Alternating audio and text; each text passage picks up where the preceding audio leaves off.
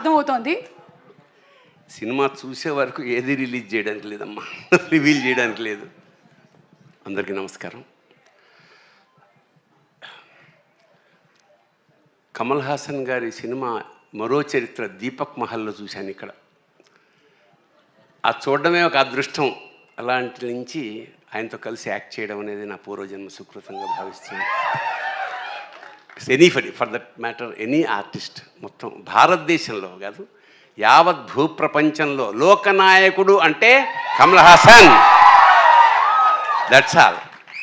అంటే ఒక క్యారెక్టర్ కోసం ఆయన తీసుకునే శ్రద్ధ, commitment. So he transforms into a character. That is the greatness of Kamal Haasan.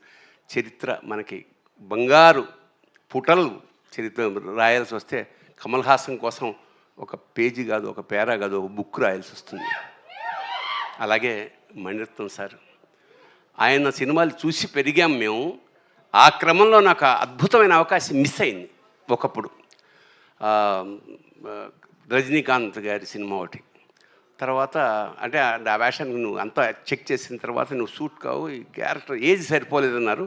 తర్వాత after a very long 30 years నాకు పొన్నియిన్ సెల్వన్లో స్క్రిప్ట్ రాసే అవకాశం వచ్చింది తెలుగుకి. So that was a very great opportunity. అప్పుడు నేను అడిగా మాట మణి గారిని, సార్ ఎప్పుడో సినిమా మిస్ అయిపోయింది సార్, ఒక్క షార్ట్ వేషం ఏమన్నా ఉంటే ఇస్తారా అంటే నవ్వాడు. అంటే ఇవ్వనని అర్థం. తర్వాత ఫోన్ వచ్చింది, చాలా పెద్ద వేషం, చాలా మంచి వేషం, వీళ్ళందరితో కలిసి చేసే అదృష్టం. మా నాజర్ గారు is one of my best friend in the industry. అలాగే త్రిష గారు ఫస్ట్ సినిమాలో నేను ఫాదర్ వేషం వేసాను త్రిష గారికి. సో థగ్ లైఫ్ అనేది ఒక యావత్ భారతదేశంలోనే ఒక సెన్సేషన్ క్రియేట్ చేస్తుంది మనస్ఫూర్తిగా నమ్ముకుంటూ. Thank you so much. Thank you so much Bharani garu. Thank you. And అలాగే మా నాజర్ గారికి మైక్ని అందించవలసిందిగా రిక్వెస్ట్ చేస్తున్నాము. నాజర్ గారు,